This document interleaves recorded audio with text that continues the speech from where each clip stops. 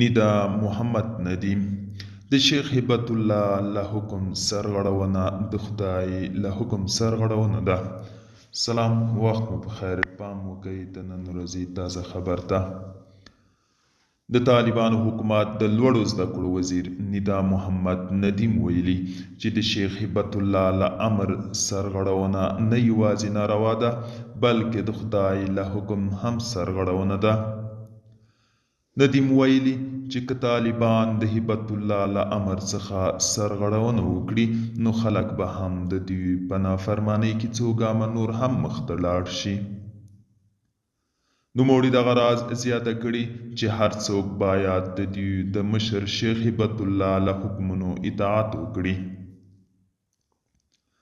دا په داسې حال کې ده چې له دې وړاندې هم د طالبانو حکومت د مشرتابه ترمنځ د ویش او اختلافاتو راپورونه ورکړل شوي وو. دوستانو، دا و د نن ورځې چمتو کلی خبر. تر بیا هم په الله